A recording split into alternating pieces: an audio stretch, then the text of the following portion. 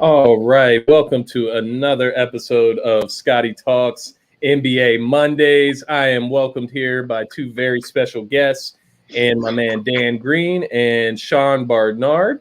If you guys want to just introduce yourselves, let my listeners know kind of who you guys are. I'm sure a lot of them have heard of you, but kind of just let everybody know what's going on, what you guys got going on, what you're working on. Sean, you can go first. Sure. I'm the Sixers lead writer for Philly Sports Network, and I'm also a co-host of the Pick Swap podcast, which can be found everywhere. So, yeah, that's pretty much my thing.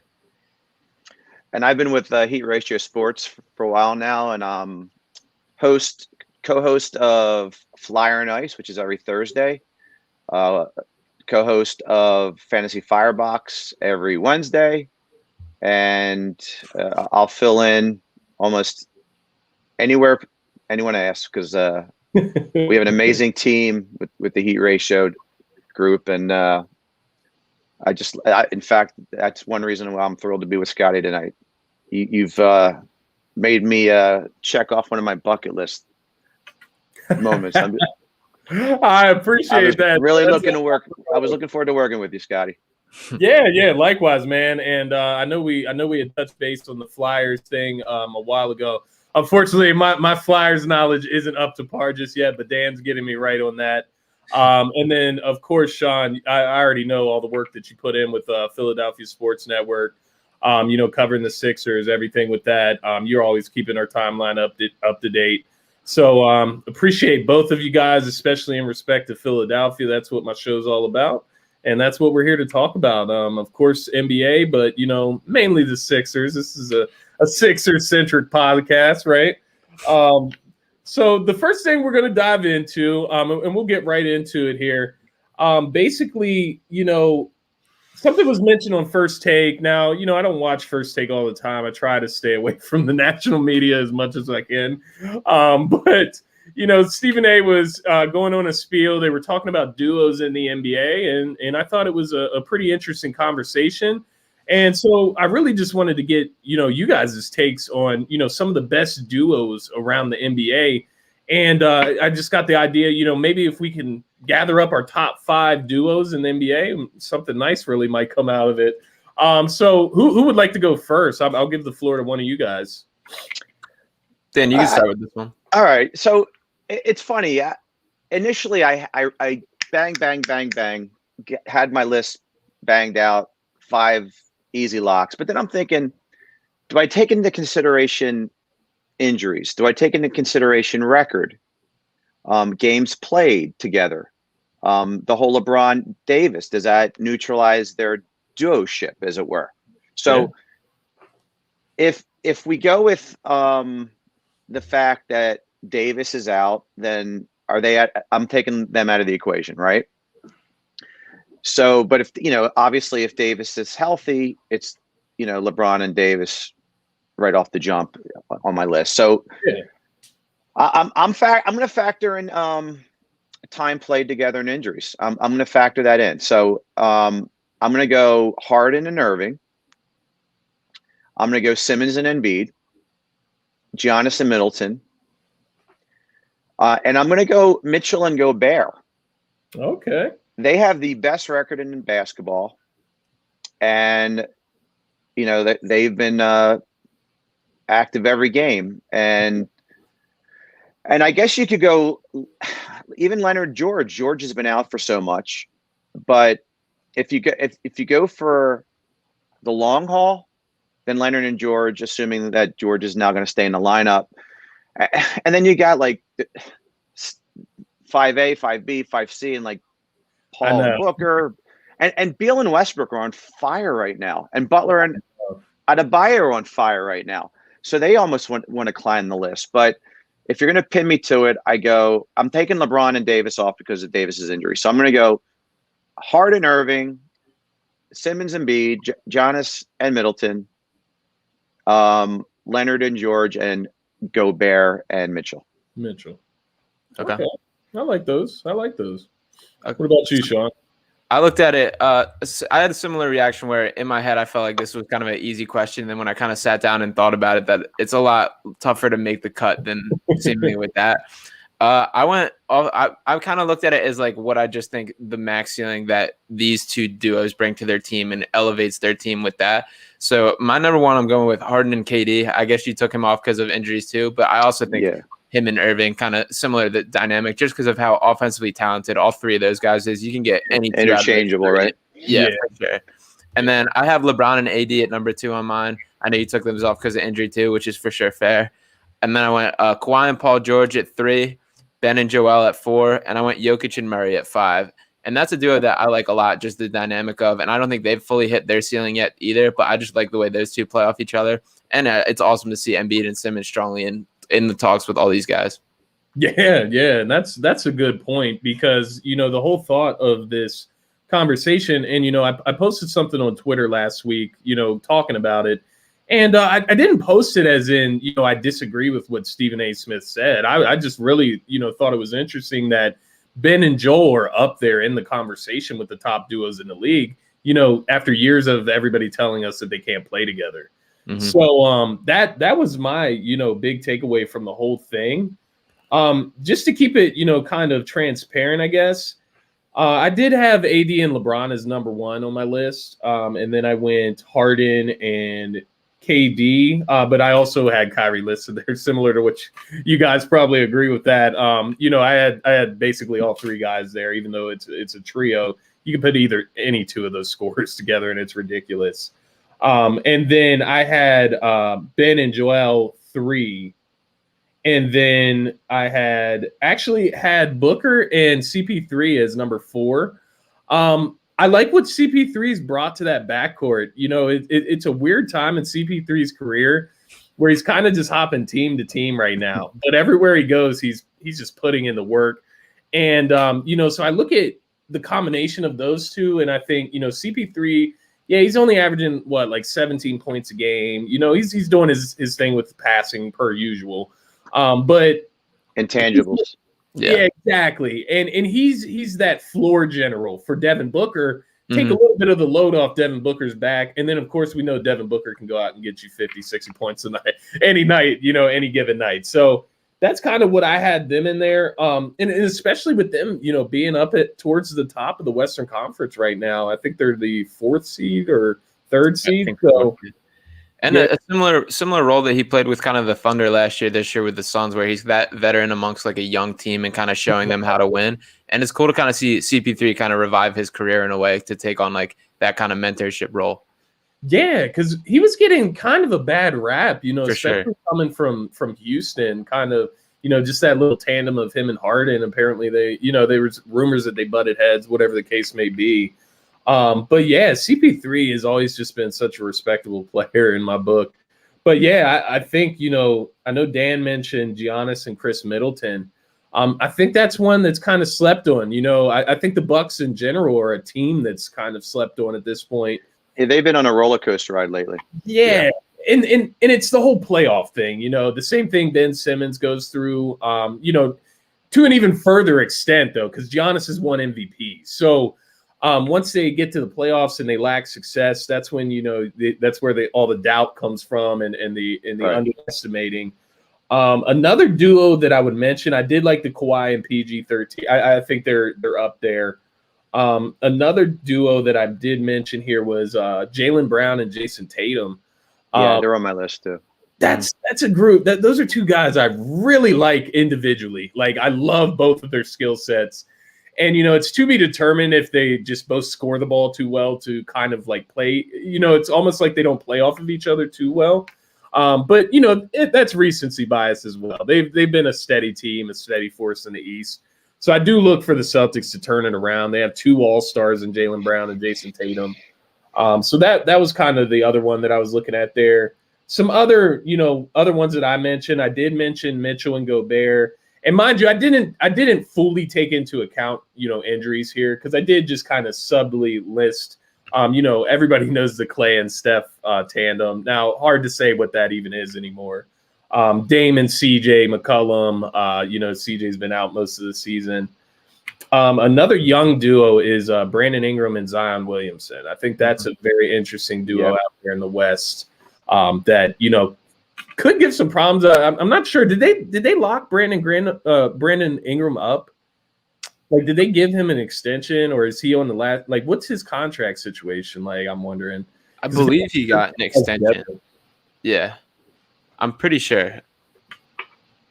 Yeah, so if they can keep those two guys together, that's going to be a very scary Western Conference team as well.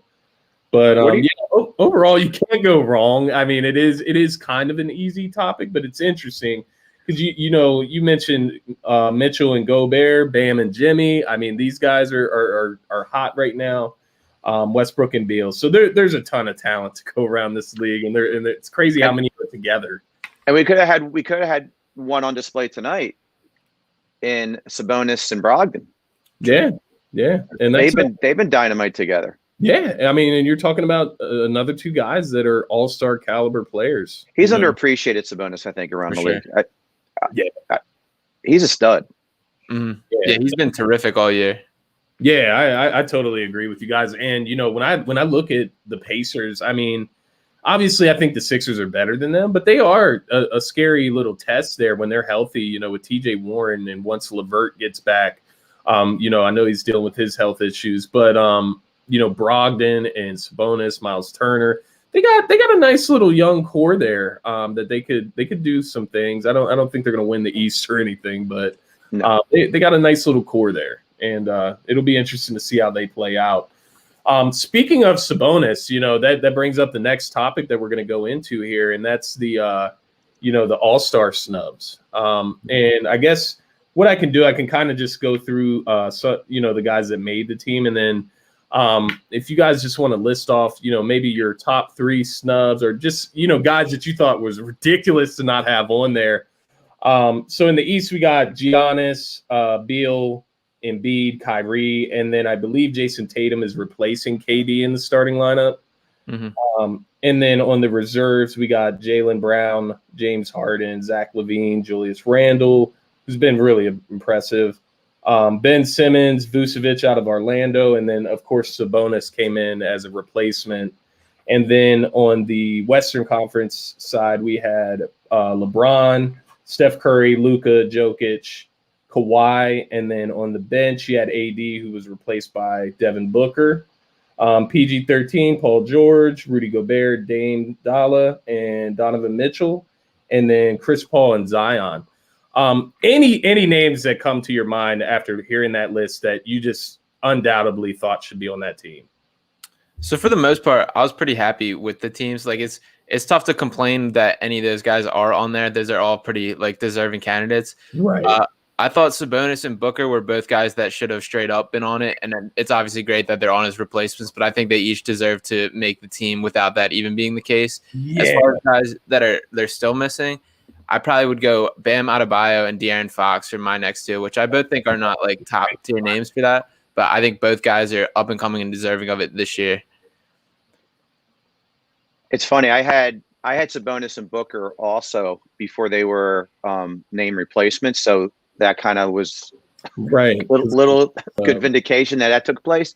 But after that, I'm cool with it. I mean, obviously, names like DeRozan, Harris, Adebayo, Middleton, I always screw up his name, Gilgeous-Alexander. Oh yeah, Shai. Yeah, I always screw up his name. They're all worthy candidates, but then again, who are you going to take out? You're going to pull out Vucevic, you're going to pull out Paul, you're going to pull out Randall. I mean, then you have arguments for those guys. Yeah. So it's hard. So I'm not really outraged, and obviously the provincial fans in us want Harris in the game, but you can't put him over some of the guys you've listed. Yeah. I agree. And, to your point about Harris, it's kind of that thing, you mentioned Vucevic and Sabonis. These are, the number 1 options on their team. Mm-hmm. So you can't really put Harris in over those guys. The one thing that I was, kind of saying to specifically Sixers fans that were complaining about this game or about these selections was that, if Tobias was to make it, it would have probably been in Ben Simmons' spot. Correct. That's funny. With that late push that Ben got, that solidified him in that selection. But he's the only one that that I might have even been able to switch out, and I hate to say that. Yeah. Um, Yeah, I agree with that too. And that Tobias, he's been terrific all year with this, and like he's been everything the Sixers need. And I did think if we flash back like maybe 2 weeks ago, I think I might sit on the fence that Tobias deserved it over Simmons. And it kind of has been this like late stretch from Simmons that really showed like the world what he can be again, which is great to see out of him. But Harris has been every bit the guy the Sixers need all year, just in providing those like quiet, steady points on a nightly basis. And we don't need him to be named to an all-star team to give us the fulfillment of that third player that we've needed, right? Yeah. Mm-hmm. And now we're leaning towards needing a fourth. But as Sean said, Harris has gone above and beyond expectations. And everyone hinted to the fact that once Doc comes on board, he's going to gel with them.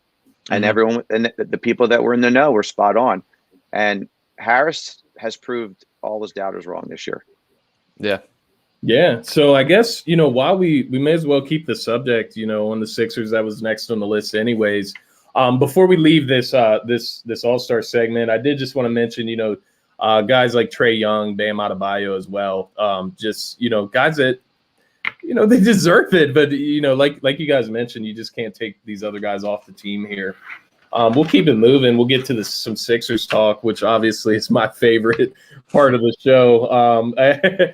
So we can keep on. We were talking about Tobias Harris, what he means to the team, to the Sixers as that third scoring option.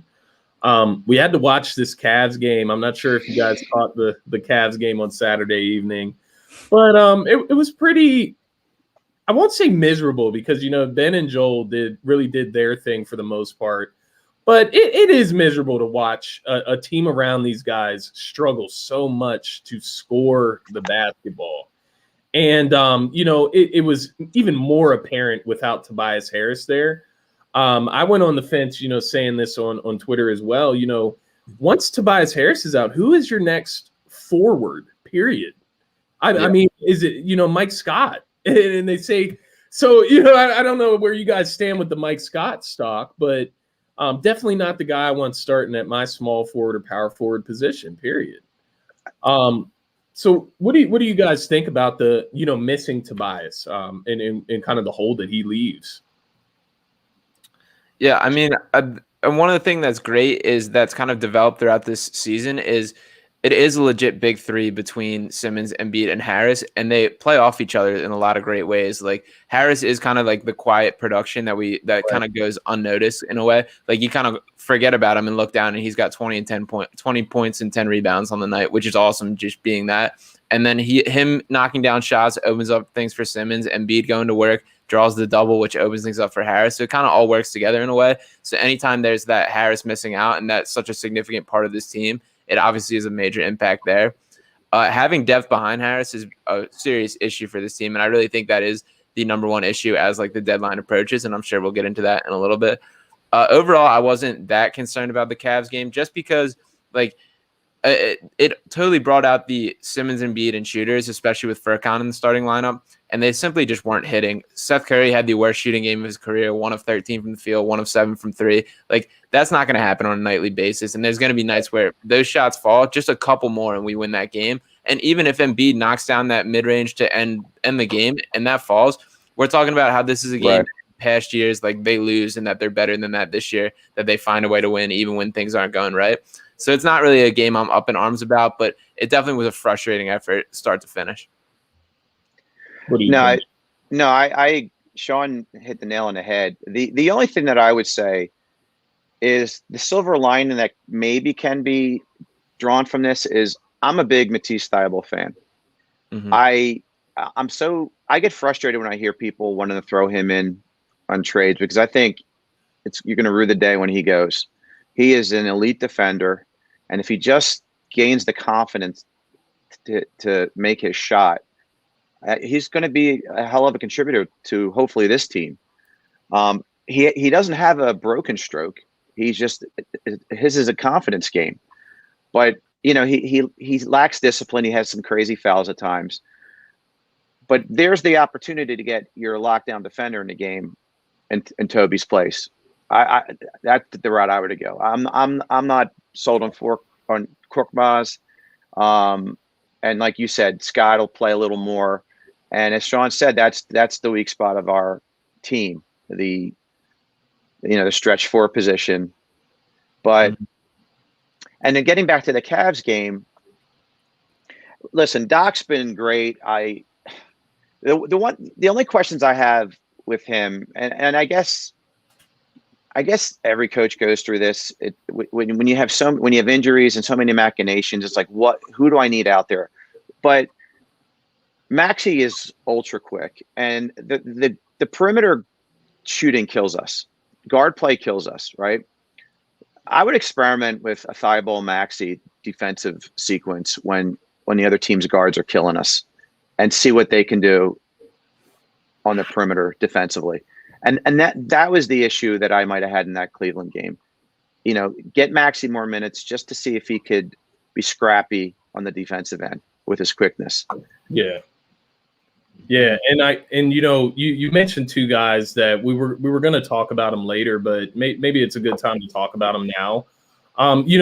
Specifically before we get to Matisse, because I agree, Dan. To an extent, I love Matisse, and I'm not one of those guys that are just throwing him in as some add-in piece. If he's going, it's got to be for a top level talent like Matisse. I'm not throwing him in a Kyle Lowry deal. Like no. That's not happening.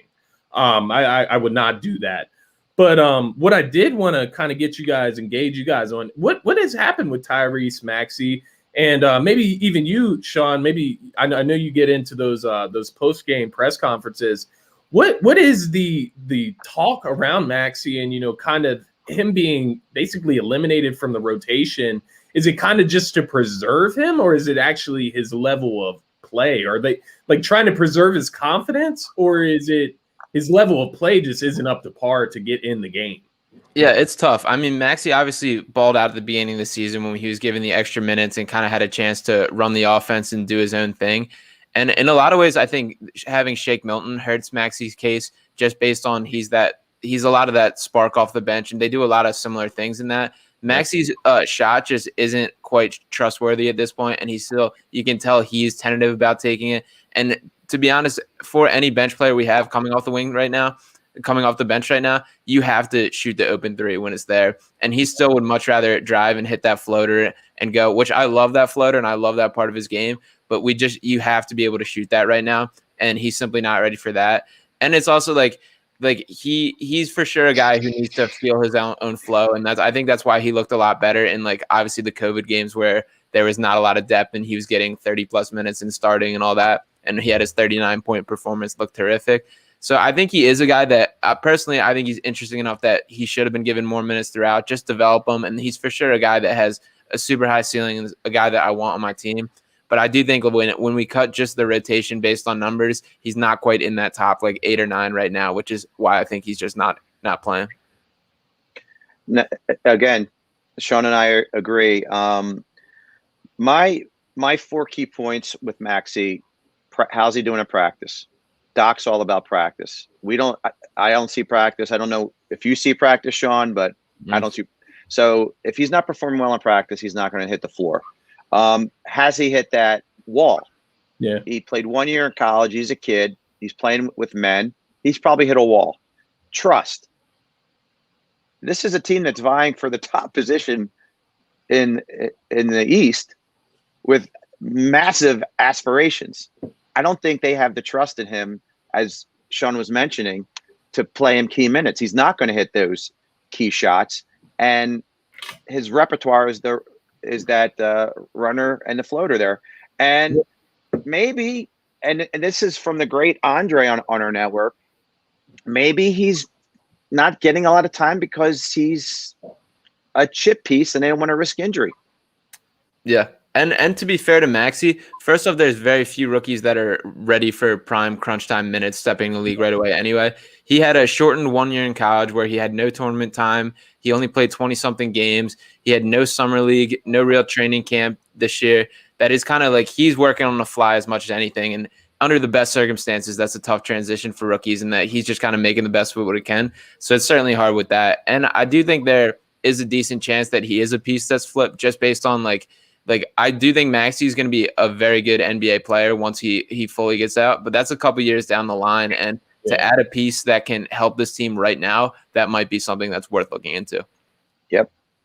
Yeah, because I guess the other question would be, based on the rotation, and I understand, Korkmaz, what he presents is shooting strictly, you know what I mean? But it is mind-boggling at times, to see some of the lineups that come in with that second unit where you have like a Matisse, Dwight Howard, and like a Ben Simmons, or like even worse than Ben Simmons. Not to say that Ben Simmons is like some bad scoring option, but you're looking at three guys that just really don't shoot. So then just some of those lineups that get in there, it's just like, how could we not use some of Tyrese Maxey's energy? Because he brings energy, and I get what you're saying, Sean, about the shape comparison, and he brings a little bit of the same thing. And it's like that punch that you get off the bench, and you just hope that it's instant scoring. So Maxey is a very interesting part of the team. And I guess this would be the final question, how valuable are Matisse and Maxey to this team when you're looking at Joel Embiid, who's playing the best basketball of his life, Ben Simmons arguably playing the best basketball of his life, and then Tobias Harris arguably playing the best basketball of his life? How do they match up with that timeline? Now, I'll go ahead and get in front of you guys. Matisse has solidified himself in the rotation, and you've seen that. I feel like his minutes have increased, especially since the beginning of the season. But how valuable are these guys as far as, when you're looking to make these deals at the deadline and you're trying to improve this team and become a true contender? Yeah, so I guess the first part of that question is just evaluating how close you think this team is to a championship. And personally, when I look at it, like Embiid is playing like you said, Embiid's playing the best basketball of his life, a legit MVP candidate. Ben Simmons and him have finally figured out like the playing together and starting to click like that. And I say like this is time to go all in. Like it's time to make that push. And I don't want to waste any of the years that these guys have, which makes me for sure. I would love to keep Maxey and Thibault. I'll even include in this, but they're for sure also not untouchable on my list. And when I talk about Thibault, I'm for sure a fan. I think it hurts him slightly being like in the same team as Ben Simmons, just because I do think they add a lot to the table. On another team, I think Thibault is completely untouchable and like a key part of it. And obviously him and Simmons are tremendous on the court, especially when they go in the 2-3 zone like that as well. But I also think just being there when it comes down to playoff time, he's very much a matchup based player. So I think that he could just as easily be a guy playing 35 minutes per game as he could be playing like 10, just based on who we have matched up against and what we need. So with that, I think this needs to be addressed with the stretch four I need. I would also love a backup point guard and just another wing creator. And I'm not looking for another kind of swing for the fences deal, but I think just solidifying the bench is the key for this team. So I think for sure they're movable. I agree with what Sean said, especially with the matchups, but who do we have to go through in the East? The Nets. You're going to need Matisse on the court, right? Mm-hmm. You got three demon scorers on the Nets. And Matisse has to be on the court during some crunch time for defense. So now Maxey doesn't even fit in the equation. To ultimately answer your question, where does Maxey fit? He doesn't. Yeah. He's not even going to see the floor in the playoffs, in my opinion. Right. Yeah, for sure. But Matisse is, listen, Simmons is as good as it gets defensively, but Matisse is right behind him. He is a beast defensively. And that alone for me makes him just such a commodity that I want to keep. But I get what you're saying. But like getting back to Scotty's reference earlier, other than, Lowry is really we have all these pipe dreams, Beal, Levine. Right. Lowry's the only one who's viable. Why would Chicago get rid of Levine? Right. He's a legit stud on a team that's not doing too poorly and that has some prospects with Markkanen and company. Why would they want to trade Livian? Because we want him? No. Right. So maybe an Oladipo type player could be had, but again, you're gonna have to give up Maxey and Thibault for Oladipo, and maybe Tucker. Mhm. I don't know, but the point is, if I'm a team, that's who I'm asking for, right? Mm-hmm. I'm my first negotiation is I want Maxey, Thibault, and the number one for Lowry or whoever they're approaching, and then you got to play the negotiation game. But I don't want to jump the gun on topics, but really outside of Lowry, maybe an Oladipo type, I don't know who really is out there for that really viable stud fourth guy we're talking about. And my concern with both those guys, Oladipo and Lowry, they're both on expiring deals. So you're giving up a young player with a ton of potential for a guy that there's no guarantees that you have past this end of season push.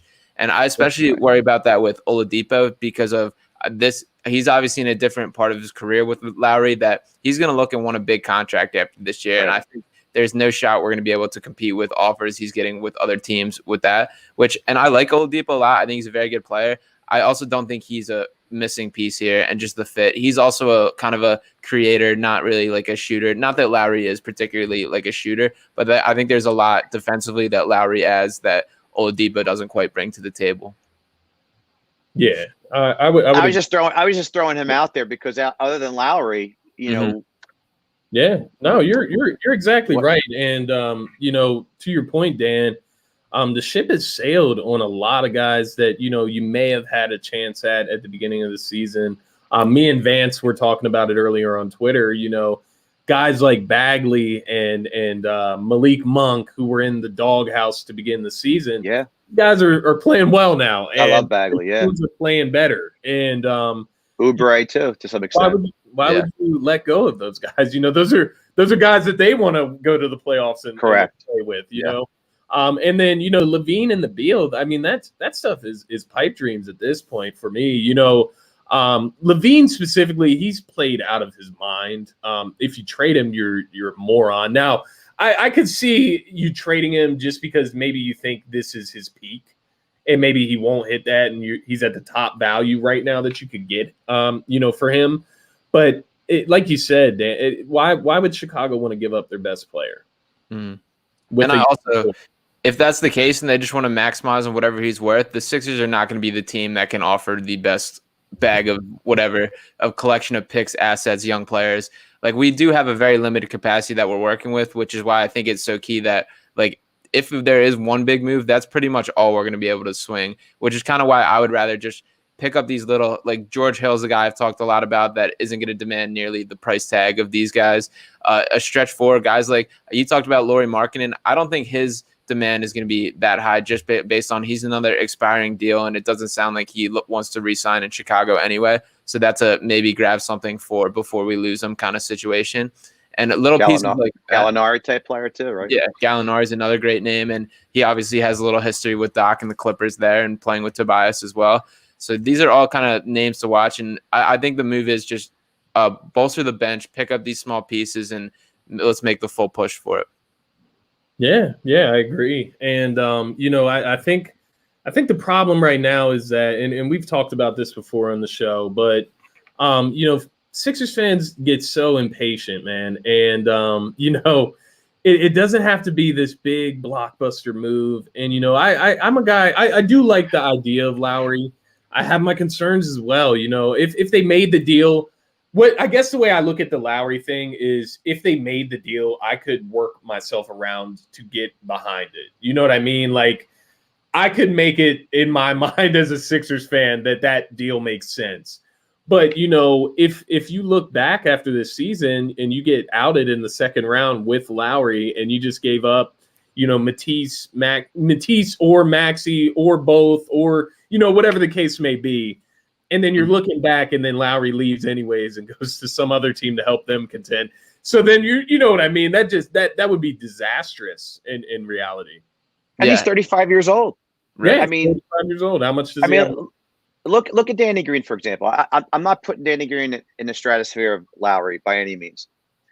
But is it clear to you that guy moves around with lead legs right now? Yeah. Danny Green cannot move anymore. He lost it. And I've never seen it. I mean, he's got such heavy legs on the court. And I've been saying that all year. And everyone's like, nah, he'll play. No, he's lost it. You hit that. I hit that. I remember playing pickup basketball and going, oh my God, I can't. I lost it. And like it just goes. Barry Bonds lost it in left field one day. He was the greatest outfielder ever, and then he couldn't get to a ball. That's a little fear of mine with Lowry. You know, not during this playoff stretch, but let's say he was to sign a 2-year extension with us because he wants to stay home, and he's, you know, is he a young 35? Is he on the verge of being an old 35? His body type makes me think he's an old 35. Yeah, and watching him, he seems to have like pop and life left in him, but you never know when that goes, kind of like you said. As far as Danny Green, for sure, he makes running look harder than pretty much any I've ever seen.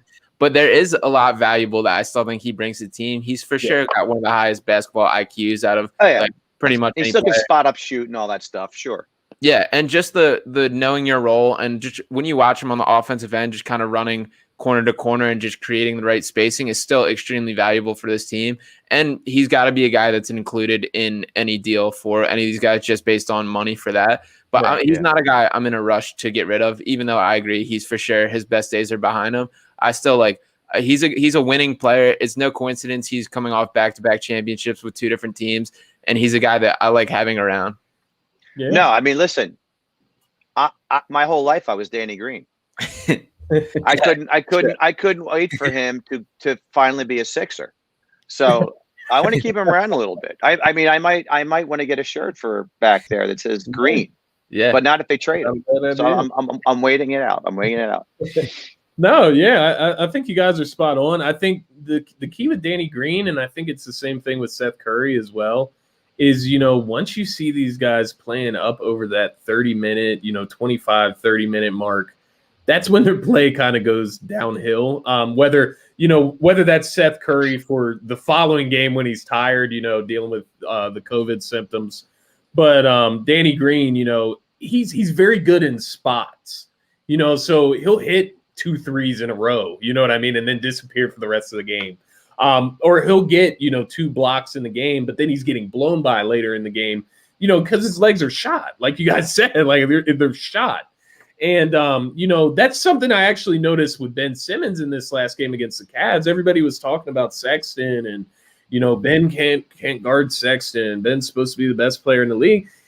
When Ben is going out, running the fast break, facilitating, getting shooters open, running the offense, and then guarding the fastest, best player on the team, following Sexton around. Imagine what that's like, chasing that guy around. Right. And, it wouldn't be out of this world to think maybe Ben was just tired at the end of that game. Like, you're chasing around these guys. And Garland was crazy in that game too. Yeah, Garland was getting these just weird buckets. But, you look at Ben and Joel in that game, they were the only ones that could score. And it wouldn't be out of this world for both of them to be tired at the end of that game. So I think that all falls in line. You have to preserve some of these guys. And that takes me back, to the Matisse and if we were to make these deals and all that jazz, if you put a Danny Green and Matisse package together, that's 2 of your top perimeter defenders. Yeah. So, and obviously Matisse is better than Danny. Right, but Danny can still he's serviceable. Find it occasionally, right? Yeah. He used to be known as a great 3-and-D man. He's not quite there anymore, but that's a brilliant point. You lose. You basically and I would venture, and Sean, you could speak to this. I would venture Danny Green is one hell of a mentor for Thibault. Yeah. So. Yeah, for sure. That would be a huge loss from that perspective too. He's for sure been a guy a lot of the guys have spoken on, and Dwight Howard, give him a little credit too. As much as like he can be frustrating at times on the court and his blatant fouls and everything that comes with him with that, he's done a long way in the locker room. Just even the beginning of the season when you saw the post game going out with Simmons and Isaiah Joe and Maxey and all the young guys and shooting threes and doing that at 35 years old, 16th year in the league, and he's still out there and kind of has that passion for it. And he's been a great voice in the locker room with that. So I do think the mentorship and leadership that comes with both Howard and Green is worth a little bit of the paycheck that comes with it. But we would also agree, and Sean, you could speak to this, when you were talking about not wanting to make massive moves, we do agree, I think, that we need to have Green and Curry come off the bench. Or at least I believe they should. I think, and who would you play over them? Well, I'm saying in the future trade scenario. Okay. Right now, you can't. But if a Markkanen and Hill come in, for example. Yeah, gotcha. In an ideal world, if we can upgrade like that, I for sure think Curry and Green are both. They would do like great coming off the bench and a spark like that. As it is, like I think for sure they're the best option and like this is the best lineup. I also hesitate, especially with Curry, and I thought about this a lot when they first signed him, and I thought about the option of starting Shake and having Curry off the bench with that. Curry, so much of what comes with him is just like the gravity of needing a defender on him at all times because he is not that he's a quick trigger because he is a lot slower than I kind of expected with that, but he still is just that threat to knock down a three at any times. But that coming with him is the every bit the spacing that Embiid and Simmons need, and like pairing him with that minutes, it's extremely relevant to kind of have his minutes correlated with Simmons and Embiid with that, and same with Green to an extent. Yeah, no, that makes sense. I mean, that's what's making and that's what killed them in the game against Cleveland. Embiid and Simmons played great. It's just no one else did. Right. They were getting no support. But real quickly, and one of the things that's popped into my head, and it goes back to what I said earlier with the Cleveland game. You remember the Utah game when Clarkson went off? Yeah. Curry was on the court for a lot of that, and that goes again to I wonder why Doc didn't switch Maxey on Clarkson or Thibault on Clarkson. Those are minor things that look. Doc's been great. The whole culture has changed. I don't want to disparage him in any way, shape, or form, but it's those subtle moves that if you have to critique things here and there, those are the perplexing things. I mean, Curry was on the court for a lot of what Clarkson was doing in that game. Yeah. I took note of that, and that was a concern for me. You know what stuck out, in the Cavs game specifically, and Vance again. Got to get Vance on the show here soon too. But me and Vance were up. It's crazy. But when Seth Curry's not hitting shots, he's borderline useless out there. I mean, it's in the floor, but defensive liability, to say the least. Like Sean said, he's not the quickest release. He's not the quickest moving around either. So it is one of those things where you kind of got to give and take. So like coming into the season, I did think, part of me did think, and Sean, you made a really good point, and it's exactly why I switched from this very quick after the beginning of the season. But I had thought, maybe that they tried to balance out the starting lineup by throwing a Matisse Thybulle in there. When you have guys like Tobias and Danny Green who can shoot, and then you have Ben who can drive. But, after thinking through it, obviously you would prefer more spacing. Matisse, if they're going to be sagging off of him and Ben, that's just not going to work. Right. But that was my initial thought, to have the Seth Curry, scoring punch come off the bench, which, maybe if you can get a 3-and-D guy, a 3-and-D wing guy, hopefully starting caliber, but maybe not. Maybe you can throw him in there and then, just bring Curry off the bench early or something of that nature. Not exactly sure, but it is interesting. I think you guys are spot on. I don't think at this point in the season with a team like the Sixers, I don't think you should be making, monumental trades to where you're switching your entire rotation out. You know what I mean? So like I hinted at earlier with Green and Matisse, if you take both of those perimeter defenders out, then how do you kind of refill those minutes? You know what I mean? How do you realign those if you're only getting Kyle Lowry? Now, if you got a multiplayer trade, maybe you get something back with Kyle. But I am more leaning towards the role player, bringing in a bench piece, whether they start or come off the bench, just that like stretch four or a backup point guard, anything. I think anything could really help the bench at this point because it's becoming one of the worst units in the league to a sense. And I hate to say that because it's so inconsistent. You know what I mean? Yeah. They have their right. We read it together, I think. Yeah. No. Jamar has been said this on the show, but yeah, it's just basically like the amount of switching everything up you would have to do. It just moving around the rotation would be too much at this point. Like if you bring in, say whatever reason, the Bulls want to trade Levine, right? So how does he come in and fit in? And who do you give up? Say what you would have to give up Ben Simmons at this point, right? No. No. No. I'm saying you should. No... I'm saying you would have to get him. You don't think? No. I can't see us getting him without giving up Ben either. Right. Even a package. Yeah, but that's why it's a. I wouldn't do it. Right. No, right. You're saying if Levine was the guy somehow that we truly desired, we'd have to give up Ben. I mean, yeah, right. That totally would flip the whole chemistry and mojo. Right. That's a mental shift like that. Where does Levine fit in with his 28 points per game? I couldn't emotionally handle that, to be honest with you. Where's he going to get all these? Yeah, no, that trading Ben ship has sailed. That Harden situation, but I think you guys are spot on there. I think just some minor pieces need to be added. One last thing with the Sixers, and we'll kind of just finish up after this with the power rankings and top 5 players from you guys.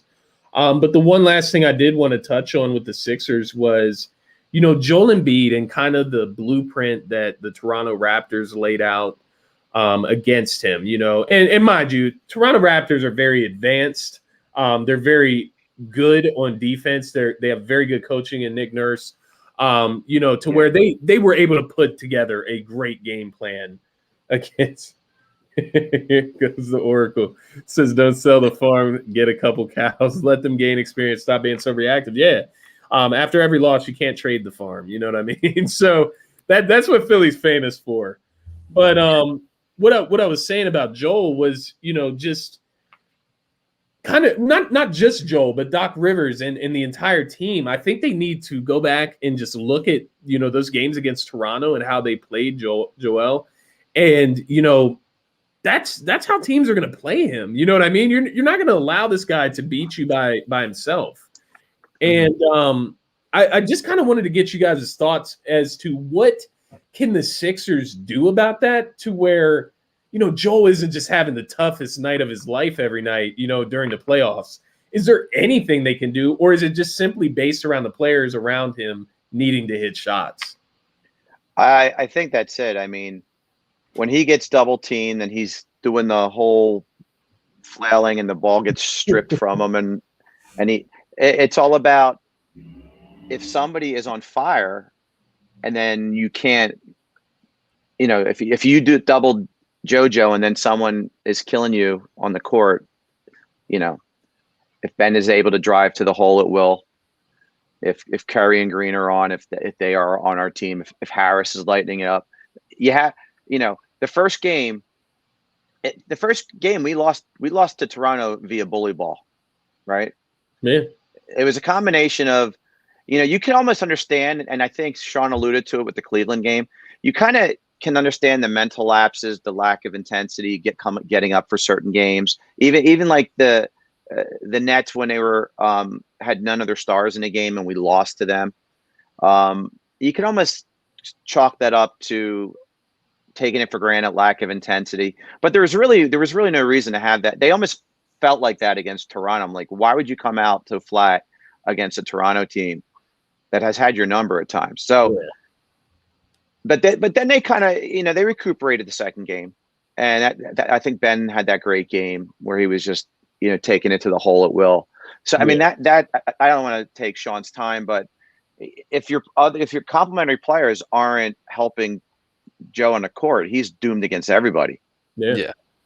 Yeah. So first off, I think it's awesome that Embiid has this magnitude and that he's elevated to like that level of superstar that it's kind of cool to watch teams just throw the kitchen sink at him and do everything possible to throw him off the game on a nightly basis. Second of all, Nick Nurse is a tremendous coach and one of the best basketball minds in the league right now. And like just artful in the way he doubled down the second he touched the ball and even throwing three guys at him at moments in certain spots. And even like, again, it comes down to just hitting the shots. When that happens, Embiid has taken great leaps this year in his passing ability and finding. I thought that Raptors game was one of his worst like passing performances on the year, but overall he's been great with finding guys like facing out of the double and finding the right read across the court. Has been awesome. And it just comes down to that supporting cast. And that's kind of what we've talked about with what needs to be addressed. If it's a nice night where they're hitting or there's a better shooting option there, that's huge for this team. And like, that's the difference between winning and losing. And in a 7-game series, I still think like, say we play the Raptors in a 7, as much as that's scary to go against Nick Nurse like that, we don't miss that many shots every game. And again, not something to sound the alarms on from my point of view. Yeah. Okay. I can get down with that. And I thought, something you mentioned, Sean, was that, the passing out of the double team, that's something we've seen Embiid struggle with. And he made Toronto in the second game, I guess I should say. He played a little bit better, but still the bad shooting performance, but still, didn't turn the ball over as much. But yeah, I guess what I'm looking to see from Embiid and just from not really from Embiid, like I said, it's the adjustments from the team. And, whenever you see Embiid, it's also about knowing your spots as well and being in the right spots. And you guys mentioned that with Danny Green. He's usually, in the correct spot in the corner. But these guys, Matisse Thybulle is one of those guys that really needs to start picking his spots a little bit better. But that's going to come with growing and learning. But he is a guy that, sometimes looks a little misplaced on offense, dribbles maybe when he shouldn't, or vice versa. You know what I mean? Is a little timid with being aggressive. Something I saw from Thybulle, I think it was against the Mavericks, and and maybe I'm blowing this up, but he had caught the pass and he literally just took one step and drove to the lane and just laid the ball up. It's as simple as that for him when you have guys like Embiid on the floor. Be decisive. And I think that was another thing that we talked about last week with Toronto. Take the shot. Shake, don't pass up the open three-pointer to drive in for a contested floater or contested mid-range or, too pass happy, passing it to the next guy. Just take the shot. Right. It's as simple as that when you got talent around you like Embiid that can garner that much attention. So then I guess the follow-up question to that, and this is kind of where we'll end that, do you see a different outlook as far as how teams are going to play Ben Simmons come the playoffs? And why is that they don't assemble that until the playoffs? Is it just to kind of keep him in the shadows as far as what they're going to use against him? Or, because what I'm speaking on is that wall. We saw it with Miami earlier this season. Boston tends to do it. All the smart coach teams do it. And it generally eliminates Ben if he's just not being aggressive. So I guess what I would ask you is, one, do you see that happening again this playoffs, or has, Ben turned a new leaf? And two, do you think his aggressiveness that we've seen up during this All-Star push, do you think that still that he keeps that? Because I was listening to WIP earlier today, and there was a guy calling in, saying, well, no, it wasn't even a guy. I think it was actually John Ritchie, but he had mentioned that Ben Simmons hasn't been shooting as many free throws since he got selected to the All-Star team. And, I thought that was a little petty, but at the same time, it may be true. I actually didn't even look into it, but do you think that this mentality that Ben has shown lately in this last month is something that's going to stick? Do you think that he's turned a new leaf? A little of both, I think. So there's certainly going to be defensive adjustments and certainly sagged off him more once playoffs come and trying to create that wall. I do think Simmons deserves credit for taking strides in his game, and I've been a critic of Simmons pretty much straight through about not taking enough advancement in his game. But his just willingness to go to the line and hitting them at a greater rate is super huge to this team. I mean, you see with Embiid how big of a deal, how often he gets fouled, and those are free points, and him taking advantage of that. If Simmons can kind of do the same thing, like that's huge for this team. And I think like he's much more in the past. He's kind of hasn't attacked to get to the line. I kind of see that from him now, and he doesn't like he's willing to take the contact now more than ever before, and that's for sure like a small sample size, kind of nitpicking just since he's been selected to the All Star from my point of view. So I don't think that's fully fair to him. I don't know. It's the supporting cast, which is huge, and that's what like the spacing issues are meant to solve. Right. Hopefully, like it's a lot different sagging off and creating a wall when Josh Richardson and Al Horford are your other guys around versus when Curry and Green. So I think that matters right there. So I don't think teams are going to be able to drop into that to the extent as he's seen in the past, but we'll see. Yeah, he was clearly hiding late in games because he didn't want anything to do with the foul line, and that's changed. Yeah. I still want to see more. When you get 8 to 10 feet in the paint, just give me a squared up little left-handed jump shot. Mm-hmm. Yeah, that's the kind. I still want to see that happen. I still see a little bit too much of driving to the paint. You have a gimme layup and he's kicking it out for a 3-point shot. Yeah. So I that is a concern I have in the playoffs. The wall that is a concern I have. I have to see how he reacts to that, and hopefully Sean's correct that the spacing will solve that. But as far as time playoffs. Yeah, as far as what else Simmons has added to, he's got that little hook shot that he goes to now. He also has done much better in the post this year, and you see him kind of taking advantage of that more, where he still doesn't really have like solid post moves by any means, but just being able to find your matchup over power like that. And you also see him consistently staying underneath the basket, setting picks and rotating and finding that little underneath role. And if you just want to play like a power forward in the half court versus be the point guard when we're running the break or whatever, that's completely fine. And if I think him settling in and living down there kind of prevents them from doing that wall thing. Like he no longer kind of lingers around the perimeter. He's right underneath the block or under the basket pretty much the whole time they're in the half court. But a lot of this goes to, and I wanted to tie it in to what we were talking about earlier. Sean brought up what a great coach Nurse is, and he really is. A lot of this goes to Doc. What is he going to do to counteract the strategies of the other coaches? Yeah. Brad Stevens is a terrific coach. What is Doc going to do to neutralize what's being done to our players? And I think that'll happen. Yeah. And just to, I guess, kind of overview of what you guys both said. So first, Dan, I agree with some of the passes out to the perimeter once you get so deep in the paint. As a 6'10" guy, just finish it. Now if it's Danny Green wide open in the corner for a 3 or Seth Curry, I'm fine with that. That's kind of analytics at that point. Take the 3 over the 2. But it's times when I see him, pass it out to Matisse Thybulle, or to somebody who's not going to be able to take care of the ball or take a better shot than what that layup was. Right. Danny Green 3-pointer may be about equal to a Ben Simmons layup as far as efficiency. You know what I mean?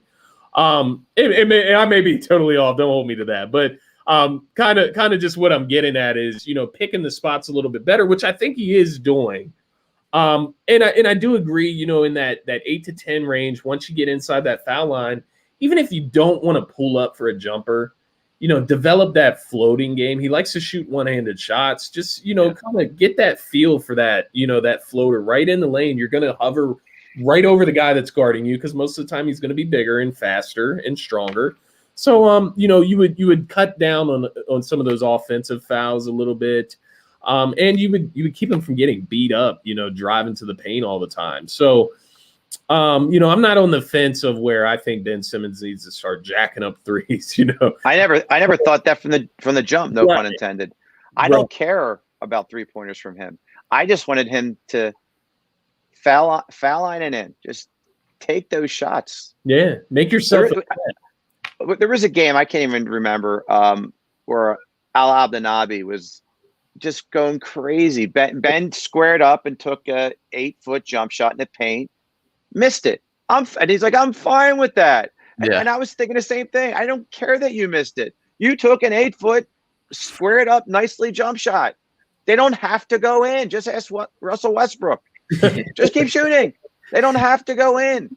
If he shot as much as Russell Westbrook, they'd have a similar. I mean, like seriously, just shoot the ball. Shoot the ball, and hopefully that epiphany will go off in his head one day. Just shoot the ball. Yeah, I think it is just a mental thing. You see his talent, you see what he can do, you see him in warm-ups at practice shooting, and even the other night at the end of the game where he just cashed that 3-pointer like it was nothing at the end of the game. Casual buzzer. Yeah. Like just a flick of the wrist, and it actually looked like a pretty shot. You know what I mean? Right. Like it wasn't a bad looking shot, but it was probably completely stress-free when he did it, right? Yeah, because you're not going to win or lose with this shot. So right. Do whatever you need to. So we'll move on. Well, actually, I guess we should get to the Sixers game. I believe just started. If you guys wanted to give your takes on what you want to see from the Sixers tonight against the Pacers, then we'll finish the show up here. So Embiid will be playing and is in the lineup. Okay. Perfect. So that changes things a lot for them. So now is a game they for sure should win. Mike Scott also got the start, so that's interesting. A little different look there. Let's see how he looks. We haven't seen a lot of minutes out of Mike Scott yet. I think he's pretty over the hill in terms of what he really brings, but maybe he provides a spark tonight, and we'll see. Hopefully they get the win. I want to see Simmons in aggressive mode from start to finish again, and that's kind of been, especially with Tobias still being out, like that's him stepping up and filling those points is huge for this team. And is Brogdon out? Not sure. Because if Brogdon's out, again, I don't want this to be one of those, Brogdon's out, Joel's playing. I want them to come out smoking, especially after what they did with Cleveland. And listen, they went to the 2-3 last time against Indiana, and I think they were down 18 points, and then they went to a 2-3, and they flipped the script. So at least they hopefully know they have that in their back pocket as well. And this is a comical note, but hear me out. I pray we get to see Korkmaz against McDermott. Two defensive juggernauts going head to head. Could you imagine? Wouldn't that be great if they were on each other? Oh my goodness. It's crazy that they probably will end up on one another at some game. And then Korkmaz is going to get all cocky. I can play defense. Yeah. I'll put my yellow sneakers back on. Yeah, but to you guys' point about tonight's game, I'm glad that Embiid's playing because, like you guys said, I just want to get these wins and kind of go into that All-Star break with the number one seed in the East. That would just be a nice feeling. And it builds confidence. I know everybody says regular season doesn't matter, but it is a confidence thing. But I would like to see Ben Simmons kind of take a little bit of the load off of Joel Embiid. He's questionable today. Don't force him into an MVP caliber 40-point night if he doesn't have to. You know what I mean? Yeah. So if Ben Simmons could just take a little bit of that load off. Now I say that very lightly because I do not want to lose the game. So it may take 20 from Ben and 30 from Joel to win the game. So don't be surprised if that's the case. But it would be nice to see Joel, just get a break for once and not have his back hurting so bad from carrying the squad, man. And that's been my contention with the load management. Just have him on a pitch count, as it were. Instead of him sitting out against Rudy Gobert, give me 2 games in a row of 25 minutes, and then maybe you don't have to sit him out. And that's what I would like to see.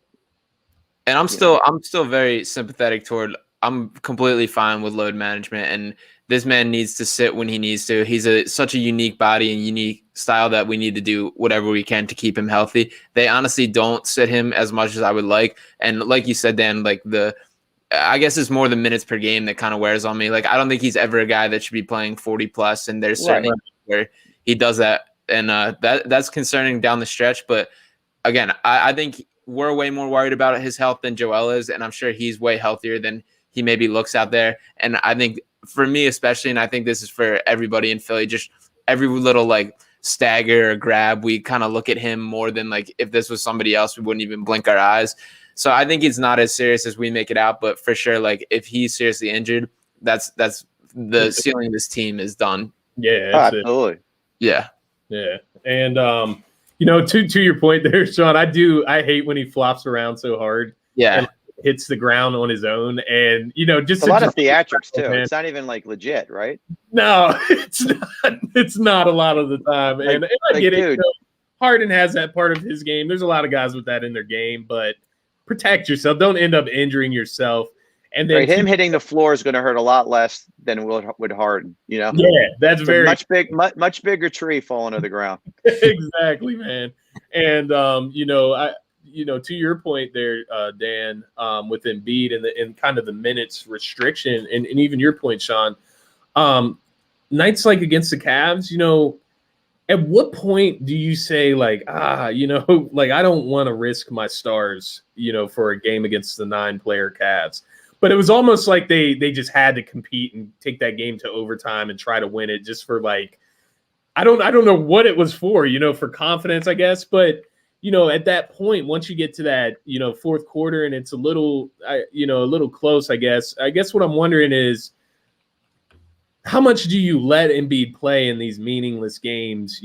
Like how many of these games do you need to win? What is that worth? Because if Embiid ends that game with, 42 points, whatever he had, and then, hurts his ankle, that's going to hurt a lot more than just taking that loss to the Cavs. You know what I mean? So how much would you guys weigh that into your decision making with that load management or minutes restriction even? For me, in that game, you got to get the W. Yeah. I mean, if they were comfortably in control of that game, you're spot on, but I mean, you're losing to a crappy club. Yeah, they got the Nets on their tail. You just mentioned wanting to go into the All Star break in first place. I mean, the Nets are rolling off wins against teams out west that we didn't beat, and we're losing to the Cavs.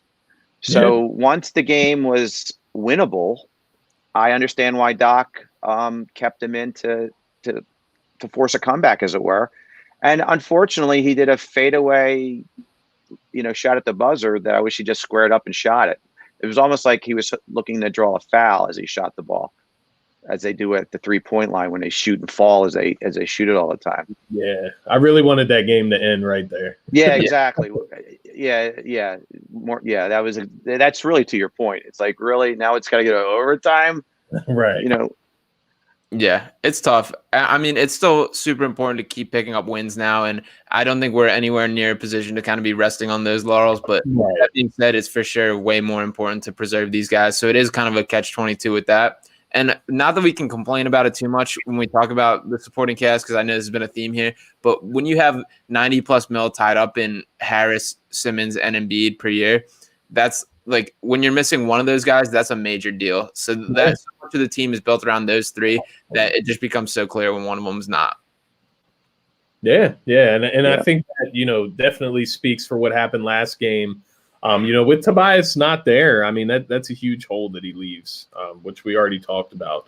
So we'll finish up here. I do just want to go through our power rankings. If you guys got your top 10 teams in the league, I would kind of just want to know what order you have them in, and then I can go through mine, and we'll finish off like that. All right. Who wants to go first?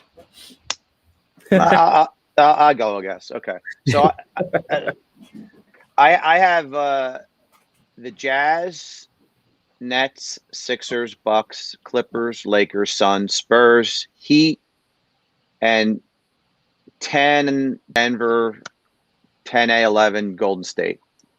Wow. All right. I looked at it as just what I think power rankings best chance to win championship right now. I took 1 Lakers, 2 Jazz, 3 Nets, or 3 Sixers, 4 Nets, 5 Bucks, 6 Clippers, 7 Suns, 8 Nuggets, 9 Raptors, and 10 Mavs. Okay. Got the Mavs in there. That's interesting. So I guess So mine. I guess I base mine off similar instances. Basically how they're playing right now. What they can do in the playoffs. So I did have the Jazz first. At 27-7. I had the Lakers second just because of the uncertainty around Anthony Davis. Mm-hmm. And you know what is really going on with that ankle or that foot or that Achilles that seems to look like. So I do have them second for that reason. Just the uncertainty there. I do have the Sixers at 3 and then the Nets at 4. I was torn right there, man. It's hard to measure those two teams right now, and they're very good at multiple. They're very good at different things, so it's hard to see what those matchups are going to look like, and what team really is the better team. Because there's instances where I could see it playing out, as the Sixers taking care of the Nets, but I could also see it the other way around. You know what I mean? So.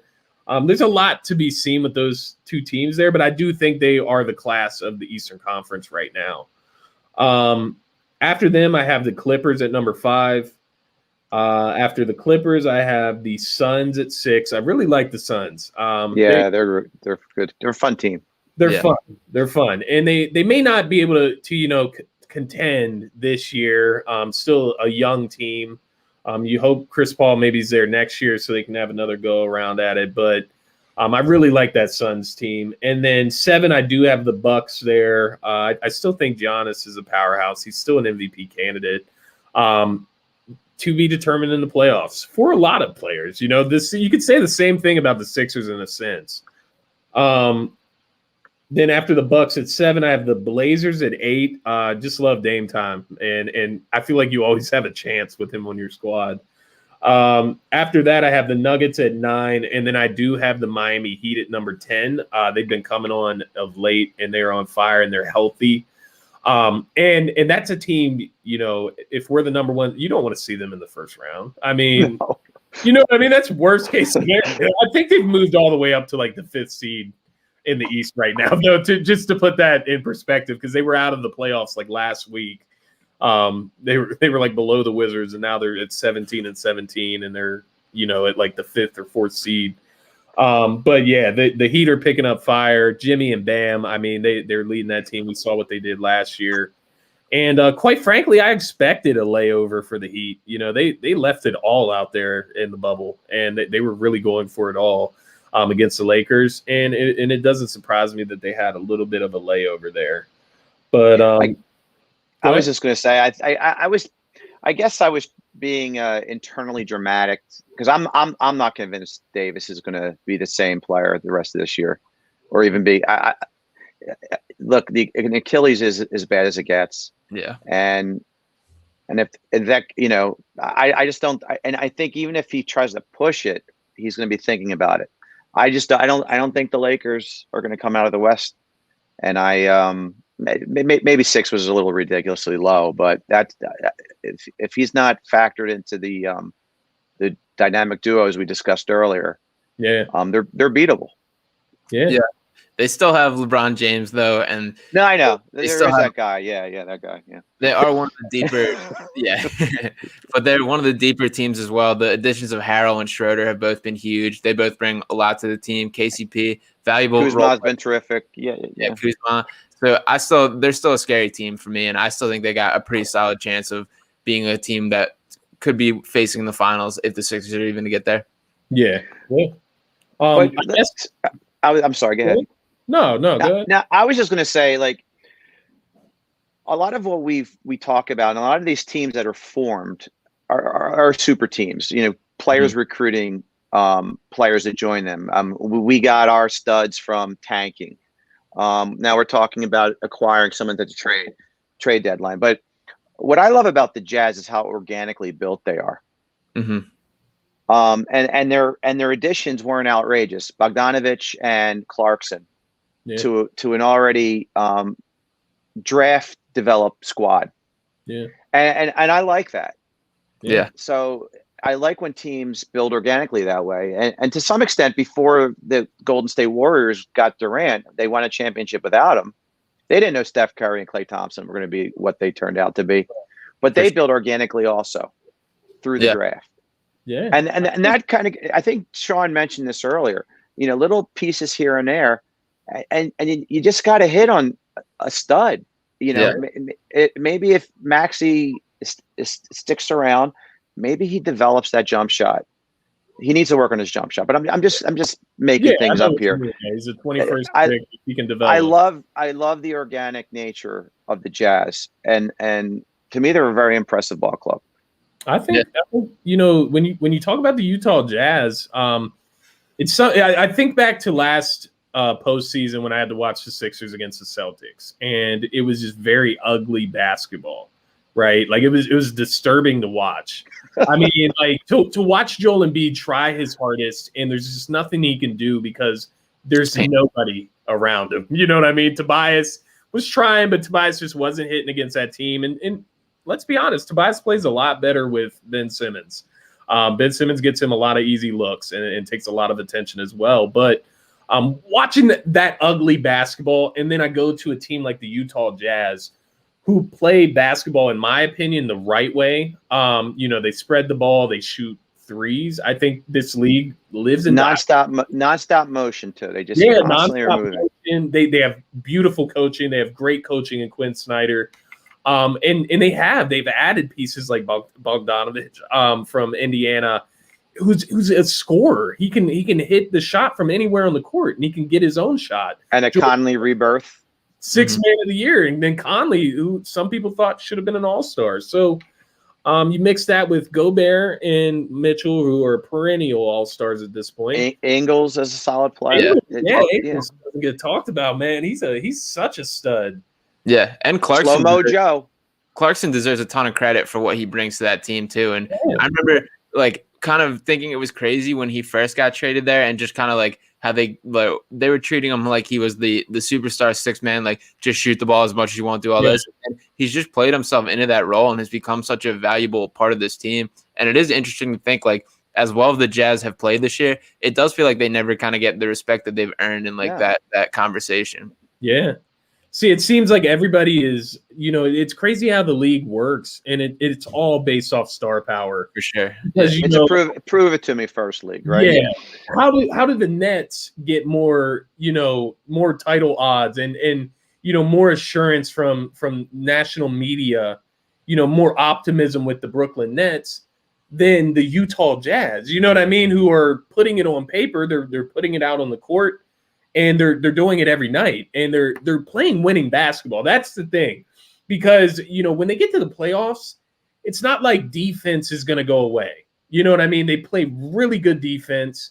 Rudy Gobert is always in that conversation for Defensive Player of the Year, and that's not going anywhere. Great coaching isn't going anywhere, and I think that's what makes maybe you don't think Utah is the top team, but they're going to be a tough out. It's going to be hard to get rid of those guys with that shooting that they have surrounded around Donovan Mitchell.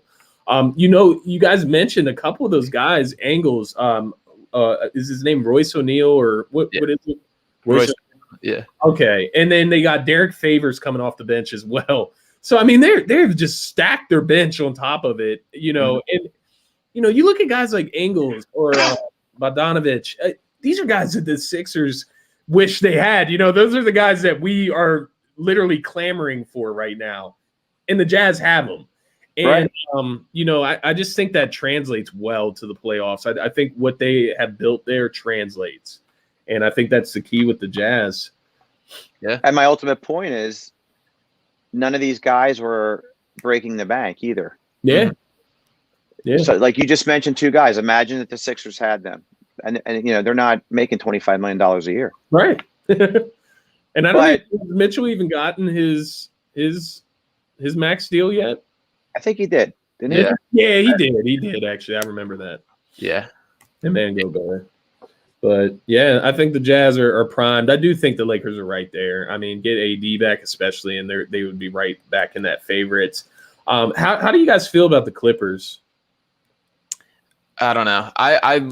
It's not in a way. In a way, I think they're somewhat similar to the Sixers in that it's Kawhi and Paul George and that there's a big drop off in their supporting cast. But I also just Paul George is inconsistent. At times he's phenomenal and he's looked like a superstar. And then there's times where he can't hit anything at all. Kawhi obviously is not a guy who ever would go against in the playoffs by any means again. But I think there's still a notch below putting that team fully together. I think losing Harrell meant a lot to them more than they, I think, realized, and they're kind of figuring that out as this season progresses.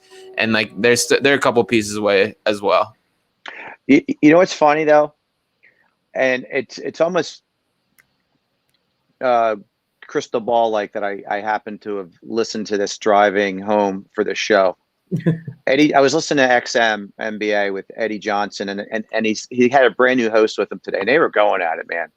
It was entertaining. But Eddie Johnson was killing Leonard, killing him.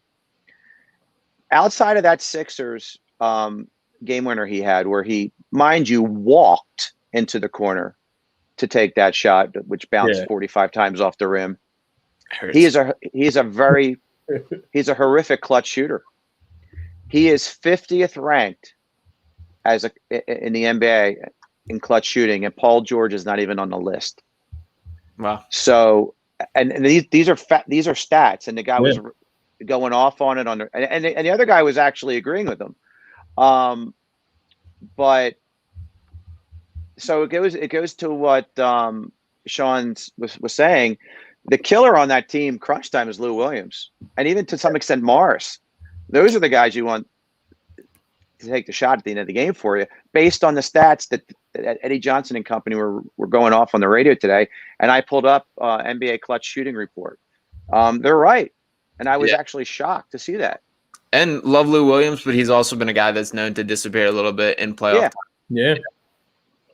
So that ultimate answer, your Clippers point. Yeah, it's those numbers now that make me, hesitant to go in their corner. And it's crazy, it's just the reason I asked that question. I ask it to a lot of people because, Clippers have kind of gone under the radar. Yes. Like, oh my God. Yeah, we are. I'm more salty about the blatant walk before the shot, but that's a whole nother story. I'm probably saltiest about the just science that does not make sense on how the way that thing hit the rim. I know. Yeah, it just seemed like from a movie, man. But no, that it's an interesting question about the Clippers, just because you remember last year they were sort of like the Brooklyn Nets, who had just got like Kawhi and Paul George, and everybody was just marking them in as the champions. And to see how far they've just dropped down, since last season, and rightfully so. They got beat by the Denver Nuggets and sort of embarrassed in a sense that we didn't get to see them go up against the other LA team, right?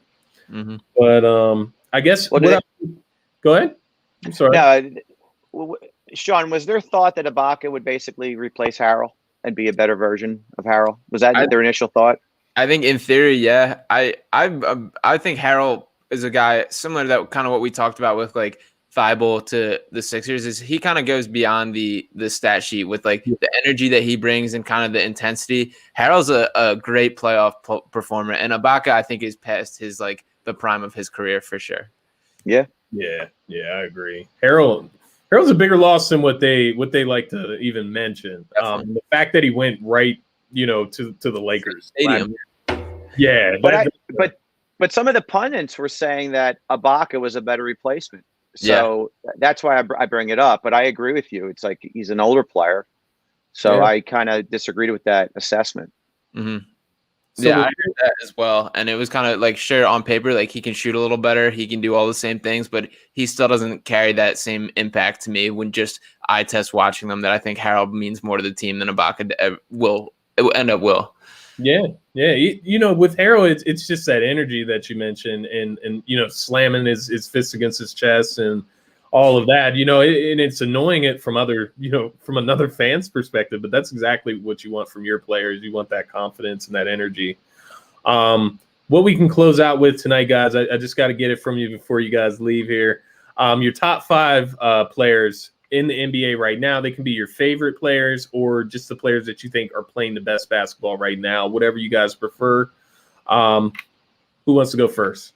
Your turn. All right, I'll start out. Number one, I think it's still LeBron. I just don't think we can dispute it at this point.